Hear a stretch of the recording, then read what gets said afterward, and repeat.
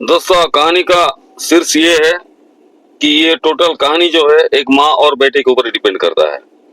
Casually हम लोग सोचते हैं कि माँ और बेटे का बीच में जो प्यार और जो ये होता है उसको लेके ये कहानी बनता है। कहानी का शीर्ष ये है कि ये टोटली डिपेंड करता है ह्यूमैनिटी के ऊपर, मानविकता के ऊपर, प्यार के ऊपर, मोहब्बत के ऊपर, दर्द के ऊपर। तो बात ये है कि एक परिवार था एक गांव में, उनमें 4 लड़के, एक लड़की थी, एक माँ बाप के। तो ये सातों मिलके एक जगह रहते थे, खेतीबाड़ी था, काम करते थे। खेतीबाड़ी उतना नहीं था कि वो एक रॉयल की जिंदगी जी सके।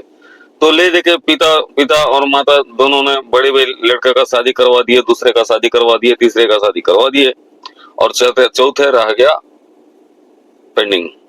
चौथे का शादी जो होता उससे पहले कि पिता और माता का थोड़ा तबीयत खराब हो गया, और बहन का शादी पहले कर दिया क्योंकि लड़की है। तो इतने में गांव वाले पता है कि चौथा लड़का जो है राम बाबू, चौथा लड़का जो छोटा लड़का जो है उसका नाम है राम बाबू। तो जैसे बड़े दूसरा और तीसरा का शादी हुआ, धीरे धीरे उनका परिवार का जिम्मेदारी बढ़ता गया, बच्चे लोग होके गए। तो वो घर से अलग अलग होते, पिता का हिस्सा से मांगते मांगते मांगते अपना घर अलग से करते थे और आना जाना भी कम किए, ताकि उनका परिवार की जिम्मेदारी उनके लिए बहुत हो गया था। तो बताना यही चाहूंगा, जो चौथा लड़का था राम बाबू, वो थोड़ा नादान था, इनोसेंट था। तो कोई भी काम करने से पहले ये नहीं समझता था कि ये किया जाएगा और ये करने पर ये सही होगा या गलत होगा। नादान था, इनोसेंट था, उतना चालाक नहीं था। तो गांव वाले पता है कि आपका लड़का को शादी करवा दो, क्योंकि उम्र भी हो गया है और लड़का धीरे धीरे अपना माइंड भी चेंज होगा, थोड़ा चालाक बनेगा और भरोसा भी बनेगी उसका बीवी। तो जैसे चौथा लड़के का शादी किए, एक चालाक औरत से शादी करवाए। क्यों?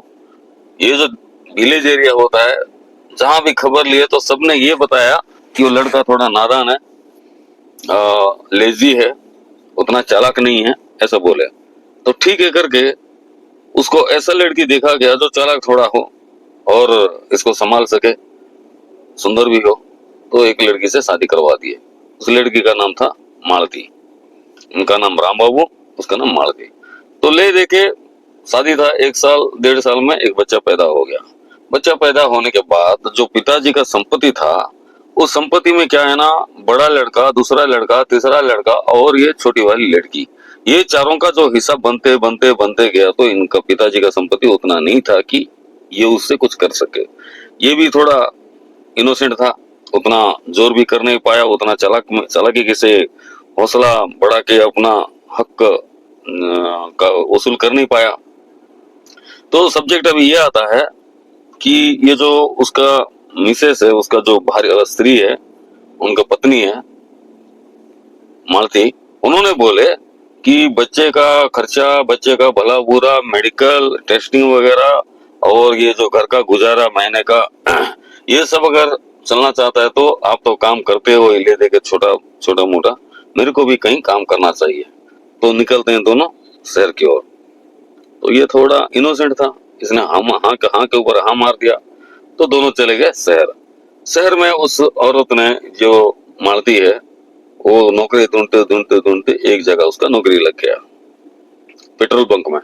पेट्रोल बंक में उसका काम ये था कि पेट्रोल बंक का मालिक जो है, वो मालिक का रूम का आया, यानी कि हाउसकीपिंग, कंप्यूटर वगैरह साफ करना, रूम साफ करना, पानी वगैरह देना, बिजली का बत्ती जो है वो जलाना, ऑफ करना, दरवाजा बंद करके रखना, एसी वगैरह साहब कब आएंगे कब नहीं उनका चालू रखना, उनका कागज पत्र सब देखभाल करना। तो जैसे रोज का 8 से 10 घंटा काम करती थी, शाम को आती थी, थक जाती थी। पति भी उसका चलो ठीक है, थोड़ा थका हुआ है करके, इनोसेंट है ये भी, अपने वो जो बच्चा था वो 3 साल का तब तक हो गया था, उसको ले दे के उसको भी देखभाल करते थे। तो लास्ट ऑफ ऑल क्या हुआ, बोलने में तो हमको भी थोड़ा कष्ट ये होता है कि वो जो मालती आई थी शादी होके, तो वो जो है ना थोड़ा जलसा टाइप का था, थोड़ा ऐश आराम की जिंदगी जीना चाहती थी, जो यहाँ पे उसका ससुराल में बन नहीं पाता था। तो ये ऐश और आराम के चक्कर में वो पेट्रोल पंप का मालिक के साथ थोड़ा अलग संबंध मेंटेन करती है। करते करते करते लास्ट में वो पेट्रोल पंप का जो मालिक है उसके साथ रह जाती है। तो ये देख के तब तक लड़का का उम्र हो गया 5 साल। तो उसका हस्बैंड जो है राम बाबू, वो जाके समझाता है, नहीं ये गलत है, ये मत करना।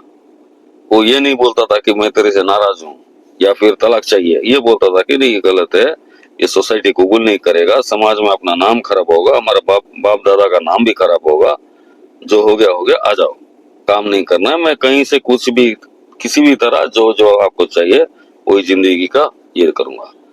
तो मालती ने बताया ये शर्म होना चाहिए, शर्म आना चाहिए, आपके घर छोड़ के, आपको छोड़ के मैं अलग रहती हूँ, फिर भी आप मेरे पीछे पड़ के हाँ जी ये जी वो जी बोलते हो।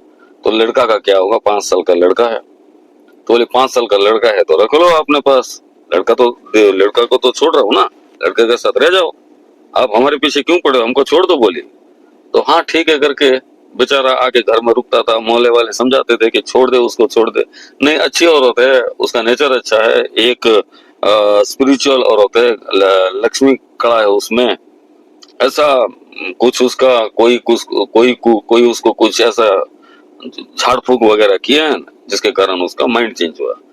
तो हाँ ठीक है करके उसने क्या किया, अपना लड़का को पालते पोसते लड़का का सेवा करता गया।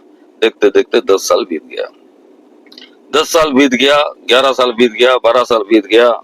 बेचारा अकेला आदमी लड़का को पालना, घर चलाना, सब करते करते सोसाइटी में अपना नतमस्तक करके घूमता था। तो 11 साल के बाद जब लड़का का उम्र हो गया 16-17, 10th क्लास का रिजल्ट आया, 10th क्लास में नंबर 1, फर्स्ट क्लास में पास हुआ। तो स्कूल का परिसर प्रांत में हेडमास्टर उनको तारीफ करते थे, उनके पिताजी को, आपने जितना भी दर्द हो, जितना भी कष्ट हो, फिर भी लड़का को अच्छा पढ़ाई करवाए और बहुत खुशी लगा, भगवान इसका भला करे, आप खुश रहो करके आशीर्वाद देता था। उसके उतने समय में उसकी माँ आई, बोली मेरे से गलती हो गया, मुझे माफ करो। कौन है, मालती, जो राम बाबू का बीवी। आफ्टर 12 ईयर्स, 12 साल के बाद आई, मेरे से गलती हुआ है, बात सही है, समझ नहीं पाई मैं, मेरे से गलती हुई है, मुझे माफ कर दो, मुझे आपके चरणों में सेवा करने का मौका दो। तो राम बाबू भी बोला ठीक है, चलो आज नहीं तो कल, कल नहीं तो कभी ना कभी एक दिन तो आएगी करके मेरे को विश्वास था, मेरा प्यार सच्चा था, भगवान से प्रार्थना ही करता था कि मालती एक ना एक दिन आ जाए। ये दूसरा शादी नहीं किया, जो राम बाबू था ये दूसरा शादी नहीं किया। तो मालती क्या की, ठीक है करके आ रहे थे, लड़का ने रोक लिया। ऐसा क्या, बोला पिताजी दया पूर्वक आप आपको मेरे ऊपर अगर प्यार है तो आप इनको कबूल मत कीजिए, आप इनको स्वागत मत कीजिए, आप इनको आश्रम मत दीजिए। भले ये मेरी माँ है, मैं मानता हूँ, मैं मेरी माँ के लिए मेरे दिल में इज्जत है, लेकिन आप जितना तड़पे हो, आप जितना कष्ट सहे हो, आपको जितना तकलीफ हुआ है पिताजी, एक एक रोज, एक एक घंटा, एक एक पल में देखा हूँ। ये माँ ने जो धोखा दी आपके साथ, मेरे साथ, मेरे को छोड़ के चल दी, अपने लड़का के साथ, लड़का को छोड़ के चल दी, आपके आपके साथ धोखाधड़ी की पिताजी, प्लीज इनको मत रखिए।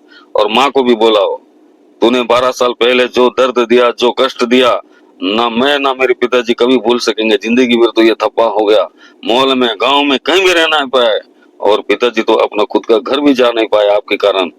कितने रात भूख में सोए हैं, और नींद भी ठीक से सोए नहीं है, अच्छा नींद भी कभी भी आया नहीं है उनको माँ तुम्हारी बिना। दया पूर्वक आप अपना रास्ता देख लीजिए, आप मत आइएगा, अगर आप हमारे पीछा किए तो मैं अपने आप को खुदकुशी कर अपने आप को जान दे दूंगा। अगर आप हमारा पीछा किए तो मैं अपना जान दे दूंगा। दया पूर्वक हमारे पीछे मत आइए, हमें छोड़ दीजिए, आपसे हमको परवाह नहीं। जो 12 साल से जो अपने पति को, अपना बेटा को नहीं देखी, अपना प्यार में अपना प्यास, क्या क्या एक लड़का होने के नाते मैं बोल नहीं पाऊंगा, और आप जिस जो जो स्वार्थ के लिए आप हमको छोड़ दिए 12 साल, और आज आके बोल रहे हो हमको शरण दो, ना माफ कीजिएगा।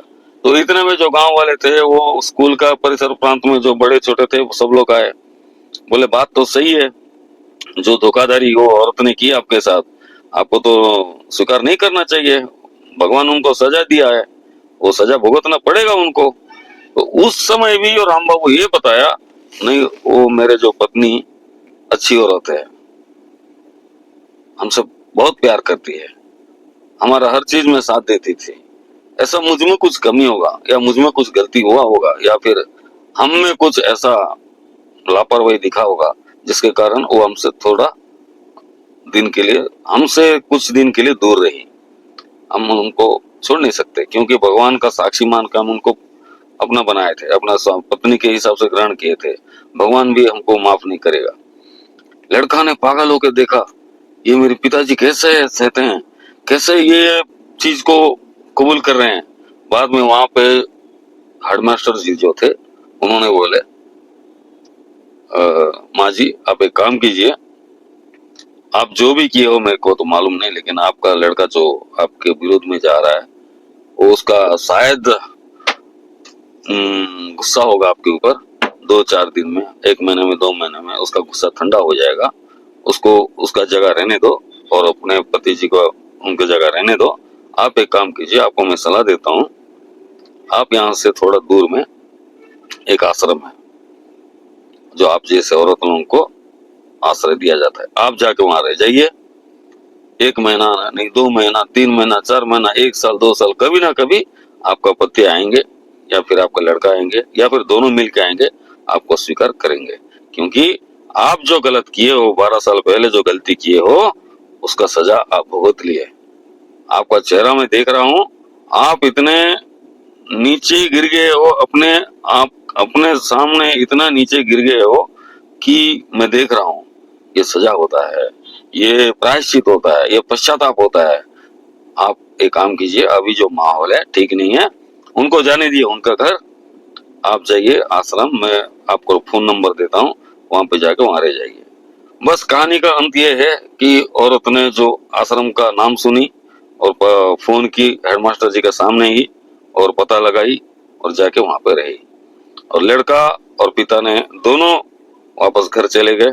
लड़का तो यही बोल रहा था कि पापा जिंदगी में कभी भी माँ को नहीं लाएंगे। वक्त आएगा, वक्त आएगा। उस औरत ने पश्चाताप की, उस औरत को पश्चाताप हो गया, अभी उसको शास्ति मिला है। अब वो अपने आप को झुक ली, अपने आप को सजा देने के लिए तैयार हो गई। अब वो आश्रम में रही। कल हो सकता है लड़का का दिल में, क्योंकि पढ़ा लिखा लड़का है, वो ह्यूमैनिटी क्या है जानता है, मैनरिज्म क्या है जानता है, हाँ माँ बाप क्या होता है जानता है, प्यार मोहब्बत क्या है जानता है, और भगवान भी बड़ा है, एक ना एक दिन तो माँ बेटे को दोनों को मिलाएगा। बस यही कहानी है। नमस्ते।